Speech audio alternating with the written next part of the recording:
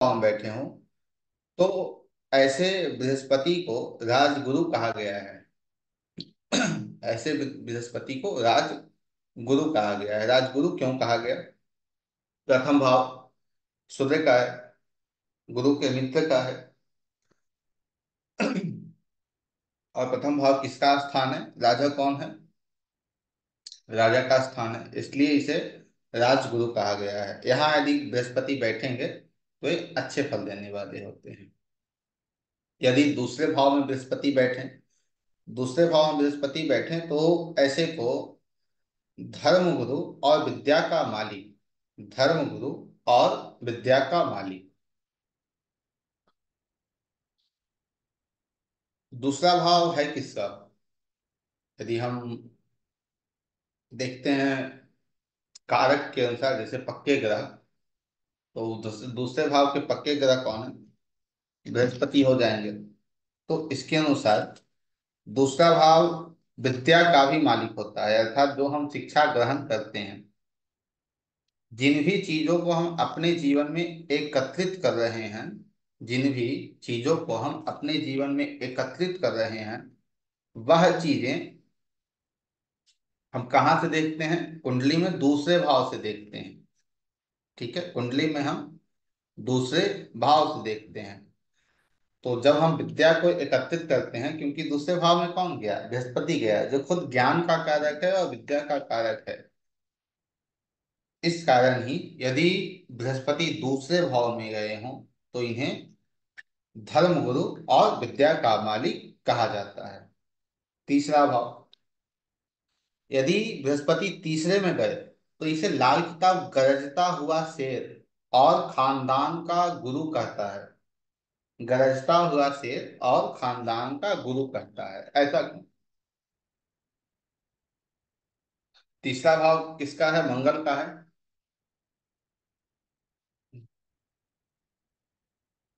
साहस है, पराक्रम है।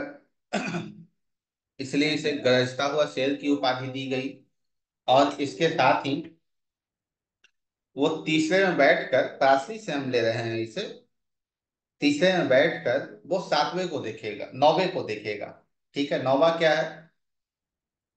नौवा हमारे पूर्वज हैं। नौवा भाव क्या होता है? हमारे पूर्वजों का होता है। तो इसलिए इसे खानदान का गुरु कहा गया है। इसे खानदान का गुरु कहा गया है। ठीक है, आगे बढ़ते हैं। चौथा, यदि चौथे घर में बृहस्पति हो तो इसे चंद्र देश की राजधानी और बाग बगीचा है। यह क्या है? चंद्र देश की राजधानी और बाग बगीचा है। अब चंद्र देश की राजधानी, जैसे हमारे पूरे भारत की राजधानी कहाँ है? दिल्ली है। तो दिल्ली एक विशेष स्थान है, पूरे हमारे देश में एक विशेष स्थान है दिल्ली। जितनी ही विशेष गतिविधियां होती हैं वो दिल्ली में ही होती हैं। तो इसे कहाँ बताया गया? बृहस्पति चंद्र देश की राजधानी कहाँ है? चतुर्थ में है। चतुर्थ में कौन सी राशि आती है? कालपुरुष या लाल किताब के अकॉर्डिंग चौथी राशि आती है। अब चौथी राशि यहाँ आने के कारण क्या है? जब यहाँ चौथी राशि आएगी तो यहाँ बृहस्पति उच्च के हो जाते हैं। तो बृहस्पति के उच्च के होने के कारण यहाँ पे चंद्र देश की राजधानी और बाग बगीचा कहा गया है। यदि बृहस्पति पांचवें भाव में बैठते हैं, यदि बृहस्पति पांचवें में बैठते हैं तो क्या फल देते हैं? तो पांचवें में बैठेंगे बृहस्पति तो लाल किताब कहता है बृहस्पति इंसानी सिफ्तों, इज्जत, आबरू का मालिक, मगर गुस्से वाला होता है। पांचवा भाव किसका है? पांचवें भाव के स्वामी कौन है? पांचवें भाव के स्वामी हो गए सूर्य। सूर्य के पास पास क्या है? अग्रेसन है, गुस्सा है।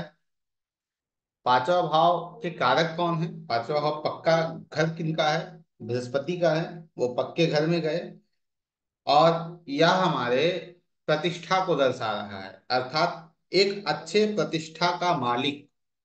तो ज्ञान, बुद्धि किसके पास गई? विजडम किसके पास गया? आप विजडम जो ज्ञान है वो आपकी बुद्धिमत्ता में चली गई, आपकी बुद्धि में चली गई।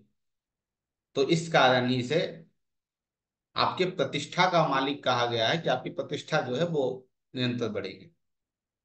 आगे, छठे, छठे घर में यदि बृहस्पति बैठते हैं तो इसे मुफ्तखोर मगर साधु स्वभाव।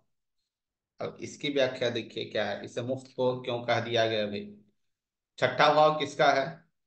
6 प्रकार की शत्रुओं का है। और वहां कौन गया है? बृहस्पति गया है। और छठा भाव क्या है? नौकरी का है। अब बृहस्पति की एक खासियत है, वो बेचारा नौकरी करना नहीं जानता, उसे हार्ड वर्क आता नहीं करने। तो वो क्या हो गया? यहाँ मुफ्तखोर हो गया। लेकिन साधु स्वभाव, अब साधु स्वभाव क्यों है? बृहस्पति कौन सा वर्ण है? सात्विक वर्ण है, सत्व है। और वो कहाँ गया है? वो काम क्रोध लोभ के पास गया है, जिसमें काम क्रोध लोभ सटेगा ही नहीं, आएगा ही नहीं उसके पास। तो ये फिर पुनः क्या बन गया? साधु स्वभाव हो गया। जैसे कोई ऐसा व्यक्ति जो गंदगी से भरा हो, तो वो गंदगी में जाता है। लेकिन साफ सुथरा व्यक्ति यदि गंदगी में जाएगा, तो वो तो गंदगी को टच करने में भी सोचेगा, अरे भाई क्या हम टच कर रहे हैं। तो इस कारण ऐसी स्थिति बनेगी। तो गुरु यहाँ मुफ्त को मगर साधु स्वभाव हो जाएगा। सातवें घर में बृहस्पति गृहस्थ में फंसा साधु, गृहस्थ में फंसा साधु।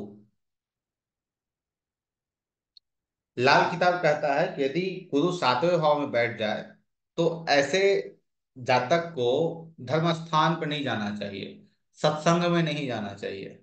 ठीक है। यह क्या कहता है? गृहस्थ में फंसा साधु। गुरु साधु है, वो फंस कहाँ गया है? गृहस्थ में फंस गया है। सातवां भाव क्या है? गृहस्थ जीवन है। लेकिन औलाद से दुखी होता है। अब औलाद से दुखी होने का क्या है भाई? क्या तात्पर्य है कि औलाद से दुखी होता है? पांचवा भाव शिक्षा का ही है, संतान का है।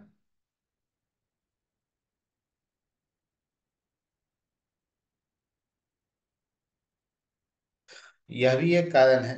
आगे बढ़ते हैं।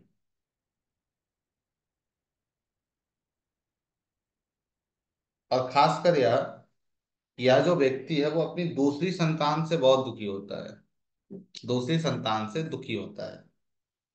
आगे, आठवें घर का, आठवें घर का बृहस्पति मुसीबत के वक्त गैबी शक्ति बाला बुजुर्ग कब्रिस्तान का साधु होता है।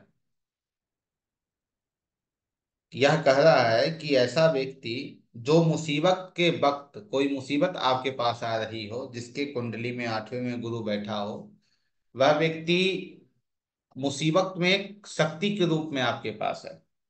और ऐसा व्यक्ति को कब्रिस्तान का साधु कहा गया है। कब्रिस्तान का साधु मतलब समझ रहे हैं? मतलब यह है कि कोई फकीर है जिसे कुछ किसी भी विशेष चीजों से, भौतिकता से उसे कोई मतलब नहीं है, या यूटिलाइजेशन है। ये जितनी चीजें हैं वो सब यूटिलाइजेशन है। मेरे पास पुनः इसे प्रथम से यदि देखें तो कैसे समझिएगा उसे देखिए। यदि राहु गुरु प्रथम में बैठा है तो वो कह रहा है राजगुरु होता है, मतलब। और एक प्रिकॉशन और है लाल किताब में, वो यह कहता है कि ऐसा व्यक्ति जितना ज्यादा ज्ञान अर्जित करता है उतना ज्यादा ही प्रतिष्ठा पाता है, जब ज्ञान अर्जित नहीं करता तो फकीर हो जाता है। प्रथम भाव राजगुरु, यूटिलाइजेशन यहाँ आ गया कि भाई तुम्हें ज्ञान अर्जित करना है तो तुम बेहतर बन पाओगे, ज्ञान अर्जित नहीं करोगे नहीं बनोगे। दूसरे भाव में धर्म गुरु और विद्या का मालिक, तो यहाँ भी आप देखेंगे तो आपको यूटिलाइजेशन मिल जाएगा कि विद्या का मालिक अर्थात आपको विद्या को अर्जित करना है, ज्ञान को अर्जित करना है। वैसे ही आठवें में क्या बता रहा है? कब्रिस्तान का साधु, मतलब आपको भौतिकता से कोई मतलब नहीं होनी चाहिए। आपको यह मतलब नहीं होना चाहिए कि भाई भौतिक जीवन क्या है, हाँ ठीक है चल रहा है, लेकिन उस पर ज्यादा फोकस देंगे तो आपको हानि हो जाएगी। उससे ज्यादा अटैच नहीं होना है। यदि नौवें भाव में बृहस्पति बैठे हों तो उसके लिए सुनहरी खानदान का घोतक, और लेकिन खुद माया का त्यागी साधु। कहने का तात्पर्य है कि भाग्य का स्वामी भाग्य में जाके बैठा है, वो सब कुछ दे देगा। इसे पराशरी से समझिएगा सर, लाल किताब है लेकिन इसे पराशरी से थोड़ा इंटरलिंक कीजिएगा, बहुत खूबसूरती से आपको ये समझ में आएगा। या क्या कह रहा है, सुनहरी खानदान का घोतक, अर्थात एक अपने खानदान को बनाने वाला, या ऐसा व्यक्ति होगा कि यह अपने जीवन में अपने पूरे खानदान को बना देगा, पूरे खानदान को बना देगा, लेकिन खुद माया का त्यागी साधु है। मतलब समझ रहे हैं, खुद माया का त्यागी साधु का यह है, दीपक तले अंधेरा। गुरु जहां बैठता है सब जगह वो प्रकाश देता है, लेकिन खुद को प्रकाश नहीं डालता। वो पूरे खानदान को उजाला दे देगा, लेकिन गुरु खुद इसे उजाला नहीं देगा। गुरु खुद इसे उजाला नहीं देगा। और साथ ही ऐसे यदि यूटिलाइजेशन समझे तो यह यूटिलाइजेशन है कि यदि आप त्यागी और साधु हैं तभी आप अपने पूरे समाज को, अपने पूरे खानदान को, अपने पूरे परिवार को सारी चीजें आप भौतिकता के दे सकते हैं। उन्हें सब कुछ दे सकते हैं, आप ज्ञान भी दे सकते हैं, अध्यात्म भी दे सकते हैं, वो सारी चीजें आपको मिल जाएंगी। लेकिन कब? जब आप अपने आप को माया का त्यागी साधु बना लेंगे, अर्थात माया से हट के कोई एक साधु है वो बना लेंगे तब। यदि आप ऐसा नहीं करते हैं तो समस्या है। यदि 10वें में बैठे तो 10वें में घर में बृहस्पति बैठते हैं तो उनके लिए है, बृहस्पति पहाड़ी इलाके और गृहस्थी का कारक, हर चीज के लिए कल्पता, दरवेश, कम धन का घोतक है। पुनः देखिए, क्या पराशरी से, आप लोग मुझे बताइएगा, क्या पराशरी से यह मैच कर रहा है या नहीं मैच कर रहा है? हाँ या ना में जवाब दीजिए आप लोग। पराशरी से यह मैच कर रहा है या नहीं कर रहा है?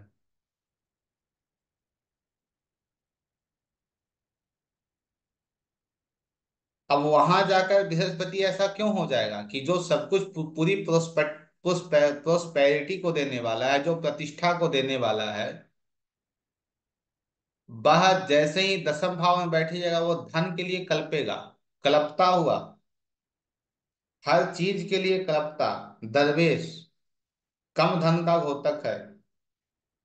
क्यों ऐसा है? 10वीं राशि किसकी है? मंगल की है। 10वीं राशि में गुरु जाके क्या हो जाते हैं? नीच के हो जाते हैं। और जब गुरु 10वें भाव में जाएंगे तो आप स्वयं सोचिए, आपके कर्म आज के युग को लेकर, मैं बार बार इसे क्यों कहता हूं कि भैया जो है वो रिफाइंड वर्जन है, आज के युग को लेकर यदि आप समझेंगे तो आज का जो युग है ना, वो युग बुद्ध का है, राहु का है, बृहस्पति का युग नहीं है कि आप साधु बन के बैठे रहेंगे और लोग आपकी झोली में आके डाल के चले जाएंगे। बिल्कुल नहीं। आज का युग बुद्ध का है कि आपको चतुर व्यापारी होना होगा, तो आप भौतिकता को प्राप्त कर सकते हैं, अपने जीवन में धन को प्राप्त कर सकते हैं। यदि आप गुरु बन जाएंगे अपने कर्म में तो सभी आपसे आशीर्वाद लेके ही जाएंगे और आपके कर्म में समस्या आ जाएगी। तो इस कारण से यहाँ कहा गया है कि धन के लिए तरसता, कल्पता, हर चीज के लिए कल्पता। तो यहाँ पे यूटिलाइजेशन आप क्या करेंगे? अपने आप को हार्ड वर्क में डालेंगे, क्योंकि वो शनि की राशि है। 10वीं राशि शनि की है, तो शनि की राशि में जैसे ही यह गया है तो उसे हार्ड वर्क चाहिए, शनि को वहां डिसिप्लिन चाहिए। आए हरे राम हरे कृष्ण करने वाला है, तो शनि तो यही कहेगा, बेटा हरे राम हरे कृष्ण से पेट नहीं भरता है, उसके लिए तुम्हें कुछ करना पड़ेगा।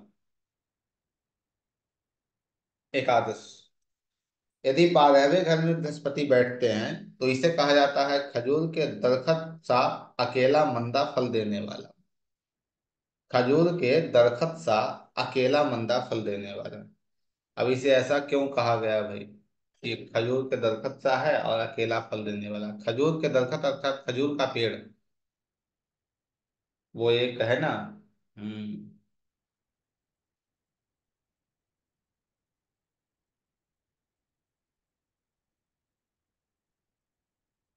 वो एक है, मुझे स्मरण नहीं है, उसका अर्थ यही है कि भाई लंबा तो बहुत है लेकिन पंथी को छाया नहीं, फल लागत अति दूर। बड़ा हुआ तो क्या हुआ, जैसे पेड़ खजूर, पंथी को छाया नहीं और फल लागे अति दूर। वही खजूर है। पंथी अर्थात कौन, जो लोग उस मार्ग से गुजर रहे हैं। तो यह ऐसा 11वें में बैठा बृहस्पति है कि यह तो बहुत बड़ा है, बहुत कुछ देने वाला है, लेकिन इसकी छाया आप पे नहीं पड़ेगी। पंथी को छाया नहीं, फल लागत, और इतनी दूर है कि उसके लिए आपको हार्ड वर्क करना होगा। लाभ के स्थान में बैठा है बृहस्पति, लाभ दिलाएगा। लेकिन बृहस्पति की एक और खासियत है भाई, खासियत ही कह सकते हैं उसे, कि जहां बैठेगा वहां के फल आपको बहुत परिश्रम से देगा। तो इस कारण एकादश भाव में बैठा हुआ बृहस्पति क्या होता है, खजूर के दरखत सा, अकेला मंदा, फल देने वाला।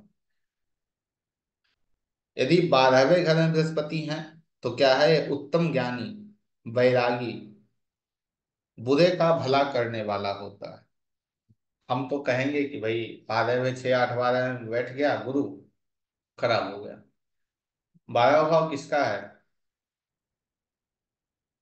मालिक बृहस्पति हैं, कारक शुक्र और राहु हैं। लेकिन यह यूटिलाइजेशन क्या कह रहा है, आपको उत्तम ज्ञान की प्राप्ति हो जाएगी। एक बात और याद रखिएगा, ये पराशरी का है, स्मरण में है। दूसरे और 12वें का यदि संबंध बन गया है तो या तो आपको ये भिखारी बना देगा। दूसरे और 12वें भाव के स्वामी का संबंध बन रहा है आपकी कुंडली में, तो या तो भिखारी बना देगा, या तो इतना धन दे देगा कि आप उसे, बहुत धन दे देगा। तो 12वें घर में बृहस्पति उत्तम ज्ञानी, धन देने वाला, हर वैभव को देने वाला है, लेकिन कब है, बैरागी और बुरे का भला करने वाला। आपको सारी चीजों की प्राप्ति वो कराएगा, लेकिन कब कराएगा, जब आप बैरागी के मार्ग पे रहेंगे तब कराएगा। बैरागी मतलब ये नहीं है कि चुट्टा कमंडल हाथ में लिए, हरे राम चलो घर से निकल जाओ, ऐसा नहीं है। जो व्यक्ति गृहस्थ में भी है वो भी बैरागी है। आपको बैरागी होना है। बैरागी अर्थात जिसके पास राग नहीं है।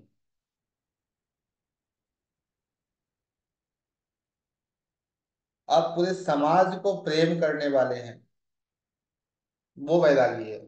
वो बैरागी नहीं है कि आप सिर्फ अपने आप को प्रेम करने वाले हैं, अपने घर को प्रेम करने वाले। ठीक है। तो इसमें आपको यूटिलाइजेशन के लिए बैरागी होना पड़ेगा, तो आपको चीजें मिलेंगी। इसे आप पराशरी में या कहीं भी इस यूटिलाइजेशन को इस्तेमाल कर लीजिए, वो चीजें आपको सटीक मिलेंगी। ठीक है। आगे अब बात करते हैं सूर्य के बारे में। सूर्य, सूर्य यदि प्रथम भाव में बैठा हो तो सूर्य को सतयुगी राजा और हुकूमत करने वाला, सतयुगी राजा और हुकूमत करने वाला। सूर्य सात्विक प्लानेट है, अपने ही घर में बैठा है, और वो राजा भी है, तो हुकूमत करने वाला भी है, अर्थात बहुत अच्छी प्लेसमेंट है। ठीक है।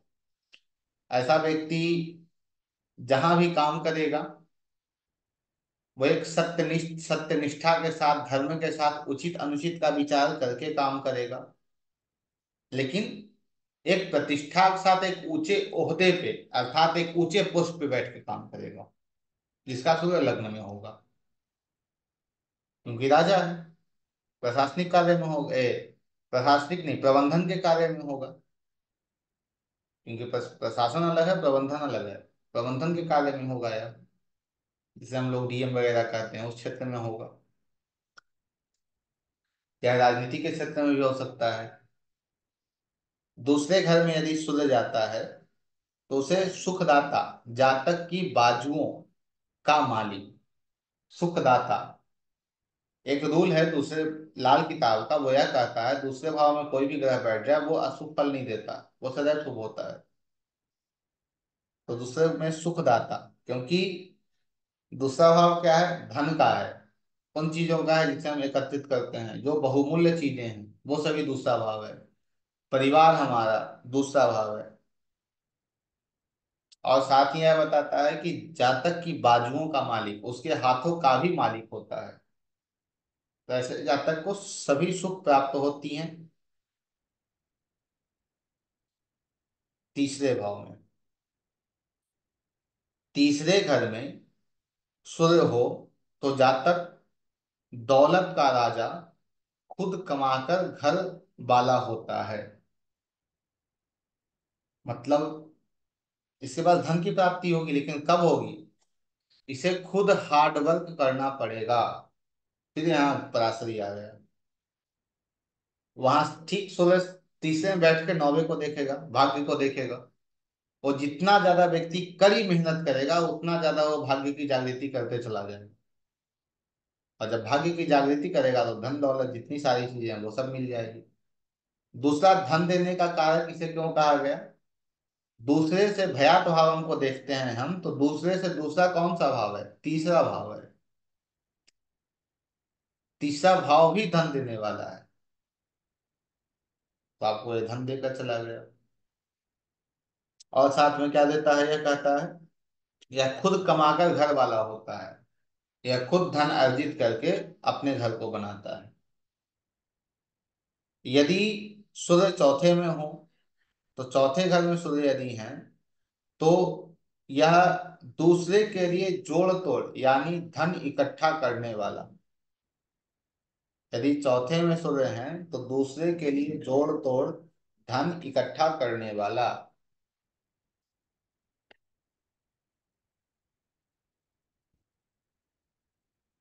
अर्थात इसे जो है वो विशेष नहीं यहाँ कहा गया। यहाँ यही कहा गया कि भाई दूसरे को सस्टेन करने में यह सहायता करेगा।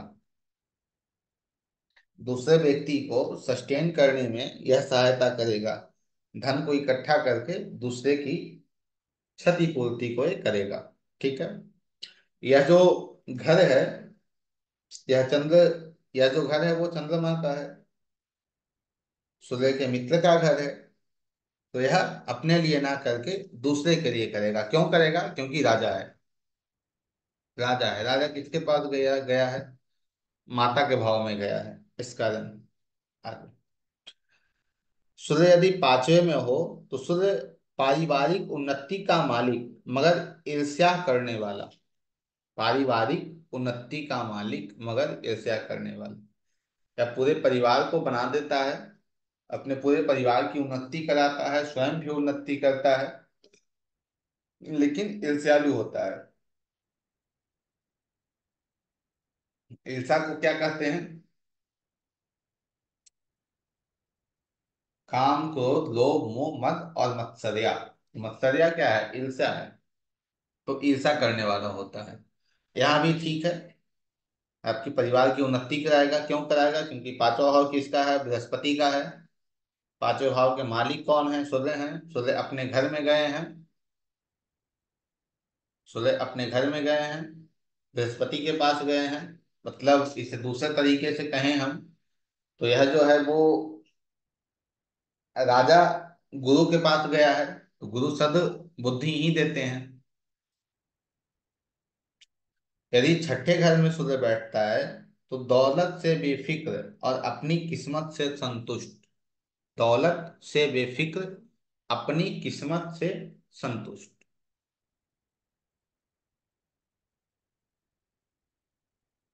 छठा भाव बुद्ध का है, वहां मंगल भी वहां कारक होते हैं। और सूर्य के यदि मित्रों की बात करें तो सूर्य जो है वो मंगल को मित्र मानता है और बुद्ध को सम मानता है। और बुद्ध जो है वो सूर्य को मित्र मानता है। यदि हम मंगल की बात करें तो मंगल भी सूर्य को मित्र मानता है। ठीक है। तो इसके अंतर्गत छठे में जब सूर्य बैठता है तो दौलत से बेफिक्र ऐसा व्यक्ति होता है। और एक चीज और है, ऐसे व्यक्ति को जिसका सूर्य छठे में बैठ जाए उसे ढोलक भी कहा गया है। ढोलक मतलब ऐसे व्यक्ति को कुछ बातें आप बोल दीजिए तो पूरे मोहल्ले में जाके सारी बातों को बता के चला आएगा। तुरंत पूरी सोसाइटी को पता चल जाएगी कि हाँ, इसने ऐसा कहा है। तो इसे ढोलक भी कहा जाता है। फिर यदि सूर्य छठे में बैठा है तो आपको बहुत पैसा देगा, लेकिन एक ना एक बार आपको नीचे गिरा देगा। एक ना एक बार आपको करोड़ से रोड पे ले आए। क्यों? इसलिए क्योंकि क्या है, ये दौलत से बेफिक्र है और अपनी किस्मत से संतुष्ट भी है। चलो जो आया सो आया। तो इससे संतुष्ट भी है। उसके साथ ही यदि सूर्य सातवें घर में हो तो जातक कम कुटुंब वाला और डरपोक होगा। कम कुटुंब वाला और डरपोक, डरने वाला, हर सिचुएशन में डटकर सामना ना करने वाला। यह किसके घर में चला गया? यह घर किसका है? शुक्र का है। शुक्र कौन है? सूर्य के शत्रु हैं। सूर्य के शत्रु होने के कारण ये अपने शत्रु घर में गए हैं, तो यह कह रहा है डरपोक। यदि कोई राजा अपने शत्रु के राज्य में चला जाए तो उसे फूक फूक कर कदम रखना पड़ता है। ठीक है। इसलिए यहाँ पे डरपोक के शब्द का प्रयोग किया गया है। कम कुटुंब वाला, कुटुंब का कारक कौन है? कौन सा ग्रह जो है वो कुटुंब को दर्शाता है? सूर्य दर्शाता है कुटुंब को। अब सूर्य कहाँ चला गया? अपने शत्रु के स्थान पे चला गया, तो कम कुटुंब वाला। या इसे यह कह सकते हैं कि कुटुंब तो होंगे लेकिन सभी से इसके तालमेल अच्छे नहीं होंगे। तालमेल सभी से अच्छे नहीं होंगे, उसका एक और रीजन है। सप्तम भाव पत्नी का होता है, पति का होता है, और वहां कौन चला गया? सूर्य चला गया।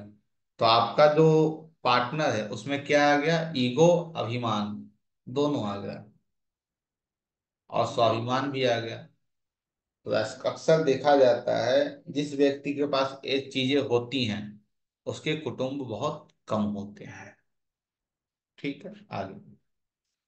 यदि सूर्य आठवें में चला जाए तो ऐसा जातक तपस्वी राजा और सच बोलने वाला होता है। सूर्य यदि आठवें में जाए तो यह तपस्वी राजा और सत्य बोलने वाला है। आठवां भाव किसका है?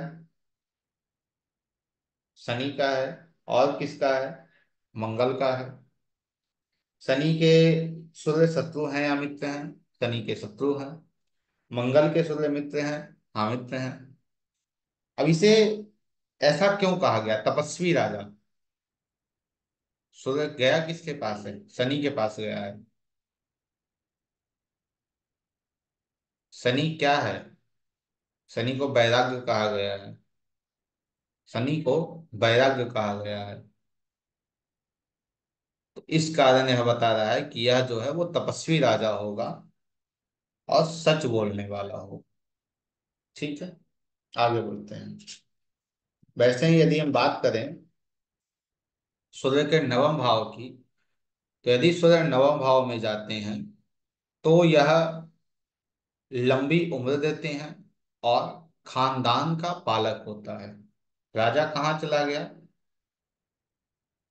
भाग्य अर्थात बृहस्पति के पास, पिता के पास, ये चीजें हैं।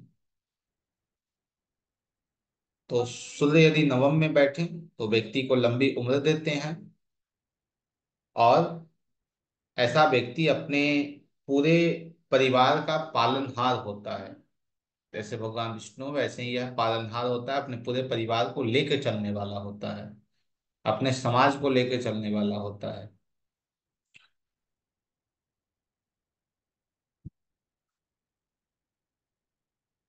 यदि 10वें घर में सूर्य हो तो जातक प्रतिष्ठा, सेहत, दौलत का मालिक मगर वहमी होता है। वहमी, वहम वाला होता है। अब सूर्य दसम में गए तो दसम भाव जो है वो इन सब चीजों का ही है। दसम भाव जो है वो इन सब चीजों का ही है। तो वो सारी चीजें तो प्राप्त हो जाएगी जातक को, लेकिन इसे वहम भी आ जाएगा। इसमें वहम भी आ जाएगा। वहम क्यों आ जाएगा? तो वहम का आने का कारण शनि है यहाँ। इस घर का मालिक कौन है? शनि है।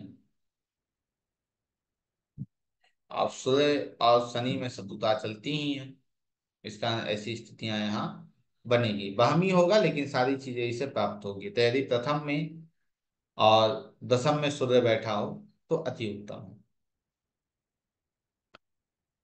कोई भी ग्रह, कोई भी दशा कभी भी खराब नहीं होती है। उसे हम कैसे लेते हैं वो हमारे ऊपर डिपेंड करता है। यदि 11वें में सूर्य बैठा हो, तो जातक पूर्ण धर्मी होता है, अर्थात धर्म को मानने वाला होता है ऐसा जातक। क्योंकि वो किसका है? बृहस्पति भी है वहां, शनि भी है वहां, बृहस्पति भी है, शनि भी है। तो पूर्ण धर्मी होता है, लेकिन ऐशो आराम पसंद। ऐशो आराम पसंद क्यों है? क्योंकि यह लाभ के स्थान में गया है। अब राजा है, राजा को जब लाभ मिलेगा तो उसे तो भाई चीजें चाहिए ना।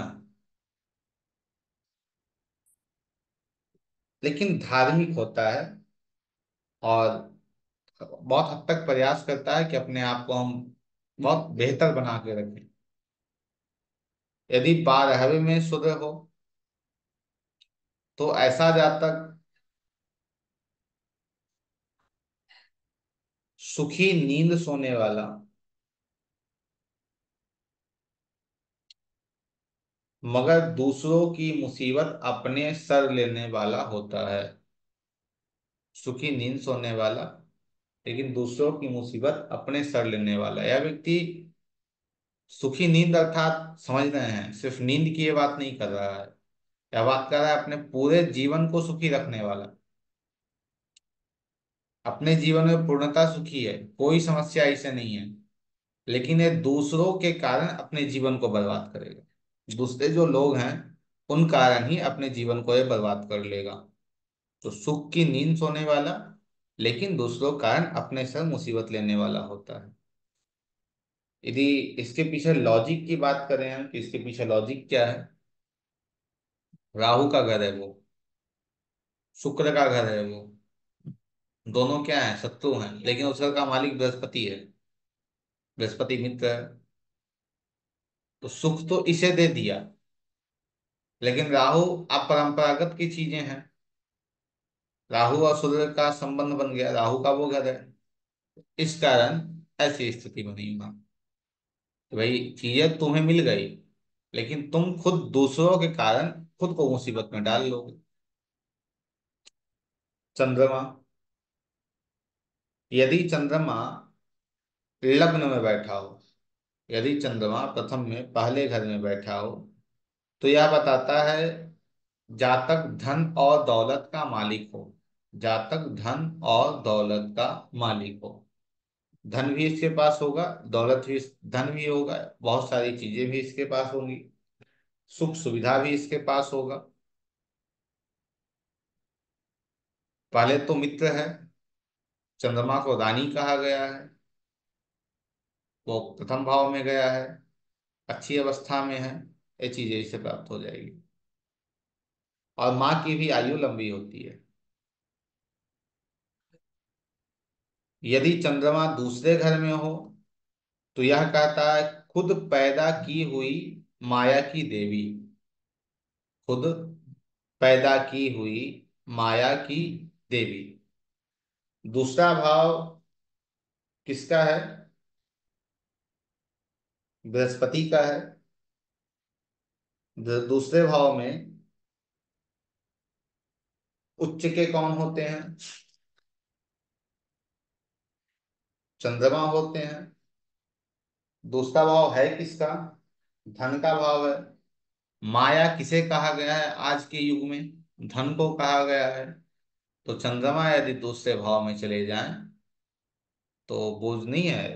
किस्मत के ग्रह, किस्मत के ग्रह में यदि चंद्रमा दूसरे में चले जाएं, तो आपके जीवन के लिए वो बहुत बेहतर होता है। तो वैसे ही यह खुद पैदा की हुई माया की देवी, ऐसा व्यक्ति, जिस व्यक्ति कुंडली में दूसरे में चंद्रमा हो, वह व्यक्ति अपनी मेहनत से और अपने घर के लोगों की सहायता से, अपने भाग्य से अच्छे धन की अच्छा धन प्राप्त करता है, एक अच्छी उपलब्धि प्राप्त करता है अपने जीवन में। क्योंकि चंद्रमा है उच्च के हो गए हैं, किस्मत के ग्रहों में ये आ गए हैं। यदि तीसरे घर में चंद्रमा हो, तो यह बताता है चोरी और मौत का रक्षक, उम्र का फरिश्ता जिससे मौत भी डरे। इसके पीछे सिंपल लॉजिक है, कोई बड़ा कुछ नहीं है। यह चोरी और मौत का रक्षक है, और साथ ही उम्र का फरिश्ता जिससे मौत भी डरे।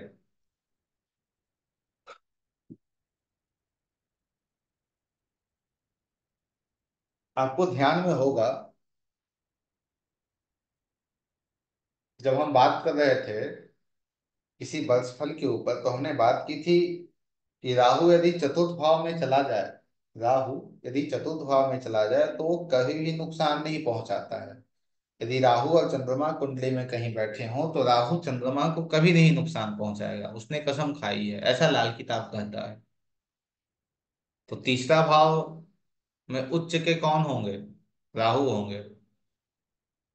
तो उस स्थान में यदि चंद्रमा गया हो तो उसे किसी प्रकार कोई समस्या नहीं होगी। और ऊपर से उस घर से जो समस्या है, अर्थात जो मौत का स्थान उसे कहा गया है लाल किताब में, तो क्या कहता है? मौत भी डरे। अर्थात ऐसे व्यक्ति के जीवन में यदि कोई समस्या भी आती है, अर्थात कोई बीमारी या किसी प्रकार कोई अन्य समस्या खासकर शरीर को लेकर, तो ऐसा व्यक्ति बहुत जल्दी हील हो जाता है, अर्थात बहुत जल्दी ये अपने चीजों को ठीक कर लेता है, ठीक हो जाता है। आयु ऐसे व्यक्ति की लंबी होती है। चंद्रमा यदि चौथे में हो तो ऐसा जातक जितना खर्च करे उतना ही धन आए, जितना खर्च करे उतना ही धन आए। ऐसा जातक जो भी धन खर्च करेगा उससे दुना इसे धन की प्राप्ति होगी, जितना भी कर, उससे 2 गुना, 4 गुना, 10 गुना उसे धन की प्राप्ति होगी। क्यों? चौथा भाव चंद्रमा का ही घर है, वो अपने ही घर में बैठा है। यह भी किस्मत वाला ग्रह हो गया। तो इस स्थिति में यह इन चीजों को दे रहा है।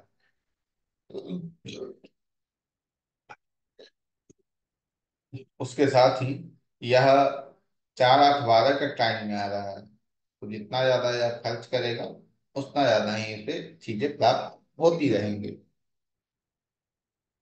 यदि आप लोग अपनी कुंडली सामने रखे हैं, तो अपनी कुंडली सामने रखे हैं तो उसमें चीजों को रिलेट करते चलिएगा। क्योंकि कहीं ना कहीं सूर्य तो आपका होगा, कहीं ना कहीं मंगल तो आपका होगा, कहीं ना कहीं चंद्रमा तो आपका होगा। तो उसे रिलेट करके रखिएगा और अंत में बताइएगा क्या चीजें मैच कर रही हैं आपसे या नहीं। चंद्रमा यदि 5वें में हो तो बच्चों के दूध की माता रूहानी नहर के समान होता है। मतलब यह स्पष्ट कर रहा है कि यदि 5वें भाव में चंद्रमा हो तो यह बहुत ही श्रेष्ठ होता है, बच्चों की दूध की माता, अर्थात बहुत श्रेष्ठ। यह सिर्फ इतना ही नहीं कह रहा है कि बच्चों की दूध की माता, इसे कहने का तात्पर्य है कि यह आपको कभी भूखा नहीं रहने देगा, यह कभी आपको भूखा नहीं रहने देगा। 5वें भाव में बैठा हुआ चंद्रमा आपको धन की और जो कहा जाए भोजन की कमी, ऐशो आराम की कमी कभी नहीं होने देगा। क्योंकि संतान के पास माँ गई है, माँ हर संभव प्रयास करती है कि भाई संतान को हर चीजें मिले। और साथ में रूहानी नहर के समान होता है, मतलब जिस भी व्यक्ति के कुंडली में पंचम में चंद्रमा बैठा हो और अनायास यदि उसने आपको आशीर्वाद दे दिया, या अनायास आप उसके पास गए और जाकर बोले भाई ऐसी समस्या है, उसने बोल दिया हाँ ठीक हो जाएगा, या उसने आपके सर हाथ लग दिया हाँ चलो कोई नहीं ठीक हो जाएगा, तो कोई भी समस्या आपकी हो वो हर संभव तरीके से ठीक होगी। लेकिन कब? जब आप उसे खुद ठीक करने का प्रयास करोगे तब। क्योंकि ऐसा होता है कि भाई यदि किसी को बोल दीजिए कि आप आईएएस बन जाओगे, तो पेन और कॉपी को और अपनी पुस्तकों को कहीं ऊपर रख देता है और कहता है, सो जाता है कि भाई अब बनना है तो बनना है। तो उसके पीछे आप मेहनत करेंगे तो वो चीजें आपको प्राप्त होती हैं। चंद्रमा यदि छठे में बैठा हो तो यह बताता है धोखे की मात्रा कड़वे पानी की तरह होता है। धोखे की माता कड़वे पानी की तरह होता है। चंद्रमा किसके घर में गया? बुध के घर में गया। बुध किसका है? बुध जो है वो कौन है? चंद्रमा का शत्रु है। और बुध भी शत्रुता रखता है, चंद्रमा भी शत्रुता रखता है। वहां मंगल को इसलिए लेते हैं क्योंकि मंगल लड़ाई झगड़े का कारक है, शत्रु का कारक है। तो मंगल का कौन हो जाएगा यह? चंद्रमा। मंगल का तो मित्र हो गया, लेकिन यह बुध का शत्रु हो गया। प्रमुख प्रमुख रूप से इसे बुध का स्थान भी कहा गया है। तो इस कारण यह कह रहा है धोखा की माता कड़वे पानी की तरह होता है। चतुराई किसके पास है? बुध के पास है। व्यापारी कौन है? बुध के पास है। अब यह कह रहा है यदि किसी व्यक्ति कुंडली में चंद्रमा छठे में गया हो, तो ऐसा व्यक्ति, जब तक उसे आप यह मत नहीं दिखा दीजिए कि हाँ तुम्हें लाभ मिलेगा, तुम्हें धन मिलेगा, तुम्हें मैं कुछ दूंगा, तब तक ये आपका काम नहीं करेगा। जिसे रिश्वतखोर भी आप कह सकते हैं। क्योंकि धोखा व्यक्ति कब देता है किसी को? जब उसे कहीं और से कुछ बेहतर मिलने की आकांक्षा हो जाती है। जब उसे कुछ और बेहतर मिलने की इच्छा हो जाती है कि भाई हाँ कहीं और से मुझे और कुछ बेहतर मिल जाएगा, तभी वह व्यक्ति धोखा देता है। और इसे क्या कहा गया? कड़वे पानी की तरह होता है। सही बात है। कोई धोखा या किसी प्रकार का ऐसे चीजें कड़वे पानी की तरह होती ही हैं, जो आपके जिह्वा के लिए नुकसानदायक होती है, लेकिन आपके संपूर्ण जीवन के लिए ठीक होती है। क्यों?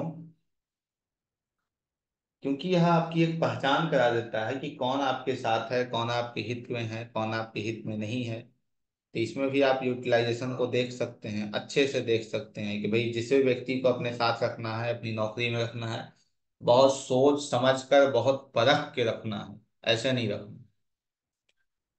यदि चंद्रमा सातवें घर में हो, तो यह बच्चों की माता खुद लक्ष्मी का अवतार हो। खुद लक्ष्मी का अवतार हो और बच्चों की माता। विवाह के उपरांत ऐसे व्यक्ति को धन की अधिक प्राप्ति होती है, क्योंकि इसे लक्ष्मी का अवतार कहा गया है। और बच्चों की माता अर्थात सातवें में चंद्रमा का बैठना अति शुभ होता है। धन की प्राप्ति होती ही होती है विवाह के बाद, वो निश्चित है। चंद्रमा यदि आठवें घर में हो, तो इसे लाल किताब कहता है मुर्दा माता, जो कोई सुख न दे सके, जला हुआ दूध। आठवीं राशि की यदि बात कीजिए, तो आठवीं राशि वृश्चिक राशि है। वृश्चिक छुपा हुआ एक रहस्य है। वहां कौन चला गया? चंद्रमा चला गया। यदि आप बीएनएन पढ़ोगे कभी, या कभी आप पराशरी पढ़ ही रहे हैं, तो उसमें भी आप देखेंगे कि यदि आठवें राशि में कोई ग्रह बैठा हो, तो वह आपको निश्चित रूप से ही वो आपको मानसिक पीड़ा देता है। चंद्रमा यदि आठवीं राशि में हो या आठवें भाव में हो। एक चीज और, आठवीं राशि कौन सी है? 2 5 8 और 11 स्थिर है। चंद्रमा क्या हो गया? स्थिर हो गया। मतलब ऐसे व्यक्ति को यदि आपने बोल दिया कि भाई तुम्हें मैं छोड़ूंगा नहीं, और कल जाके उसे कुछ हुआ, थोड़ी सी चोट भी लग गई, तो उसका ध्यान सबसे पहले आप पे जाएगा कि आप ही ने कहा था। मतलब स्थिर है, जो आपने कह दिया वो उसके मन में स्थिर हो गया। ऐसा व्यक्ति कोई जिद्दी को आ गया कि भाई मुझे बहुत चाहिए, तो आप उसे फिर डिगा नहीं सकते हैं, आपको देना होगा।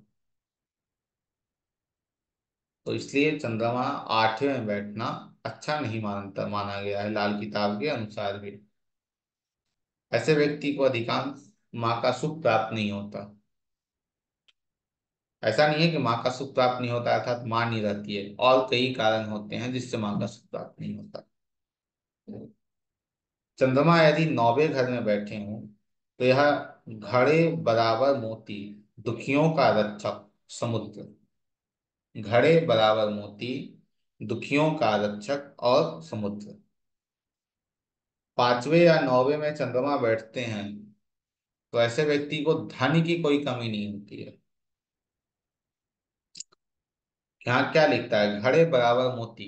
मोती का यहाँ क्या तात्पर्य है? धन से तात्पर्य है।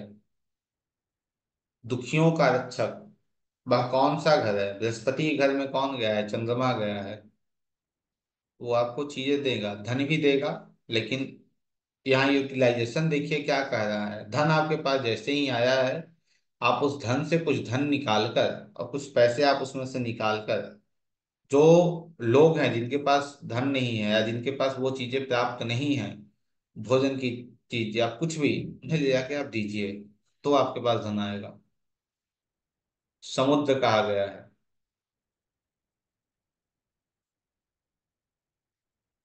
ठीक है। समुद्र की एक खासियत होती है, अपने अंदर तो मोती को तो रखता है वो, बहुत सारी चीजों को अपने अंदर रखता है दबा कर। जलीय जीव जंतुओं को भी रखता है, पेड़ पौधों को भी अंदर रखता है सुरक्षित, लेकिन उसमें कचरा डालिए वो बाहर फेंक देगा। तो यह भी कह रहा है कि मन को आपको स्वच्छ रखना है। यदि आप मन को स्वच्छ नहीं रखते हैं तो वहां भी आपके लिए समस्या है। तो जो यूटिलाइजेशन है उसको भी आपको लेना। यदि चंद्रमा 10वें में हो तो यह आग रूपी जहरीला पौधा, जहरीला पानी, यह शनि के घर में चला गया, जिसे 20 दोष भी कहते हैं। तो उन चीजों को बना दिया, इस कारण यह दूषित हो गया। तो चंद्रमा 10वें में बैठना शुभ नहीं होता है। चंद्रमा 10वें में बैठना दूसरे प्रकार से यह शुभ नहीं होगा कि चंद्रमा जब 10वें में बैठेगा तो आप अपने कार्य से अपने आप परेशान रहोगे। 10 दिन आप कहीं काम करेंगे, 11वें दिन मन करेगा कहीं और कर लें, फिर 10 दिन करेंगे, फिर करेगा कहीं और कर लें, बार बार अपने आप का काम को बदलते रहोगे, जो एक मीठे विष की तरह है, मीठे जहर की तरह है, जो आपको परेशान करते रहेगा। तब तक जब तक आप चंद्रमा संबंधित कोई आप कार्य प्रारंभ नहीं कर लेते। जैसे चंद्रमा मेडिकल है, चंद्रमा कृषि का कार्य है, चंद्रमा जल है, डेयरी है। चंद्रमा यदि 11वें घर में बैठा हो तो यह कोई फायदा नहीं सुनने के बराबर, कोई फायदा नहीं सुनने के बराबर। अब यह सुनने के बराबर क्यों है, या फिर यह क्यों कह रहा है कोई फायदा नहीं है? वहां तो शनि डिस्टर्ब नहीं कर रहा है, लेकिन वह जो है वो सात्विक प्लानेट है, सतोगुणी है। माँ का एक स्वभाव होता है,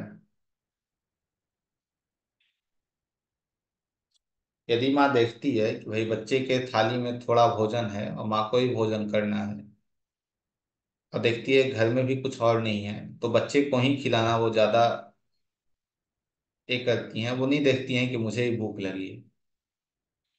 मतलब क्या है? मतलब यही है कि ऐसा व्यक्ति संतुष्टि होता है, संतुष्ट होता है अपने जीवन में।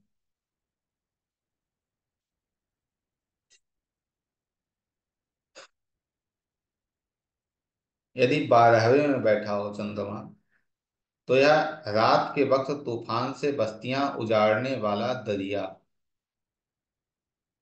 रात के वक्त तूफान से बस्तियां उजाड़ने वाला दरिया, यदि चंद्रमा वहां 12वें में बैठ जाए तो यह उचित नहीं माना जाता है, यह मानसिक रूप से उचित नहीं माना जाता है, और साथ ही यह आपके घर को लेकर भी उचित नहीं माना जाता है। यदि चंद्रमा 12वें में चला गया तो जन्म स्थान को छोड़ दीजिए। क्यों कह रहा है जन्म स्थान को छोड़ दीजिए? बस्तियों को उजाड़ने वाला दरिया, यदि आप जन्म स्थान नहीं छोड़ते हैं तो यह ग्रह आपको जन्म स्थान जबरन छुड़ा देगा।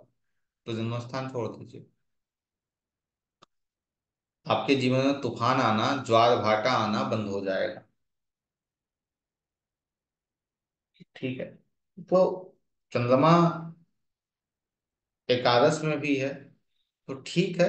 यदि आप ज्यादा इच्छा अपने अंदर नहीं रखते हैं तो ठीक है, यदि ज्यादा इच्छा आप अपने अंदर एकत्रित करते हैं तो वही चीजें ठीक नहीं होंगी। यहाँ तक आप लोगों का कोई प्रश्न हो तो बताइए।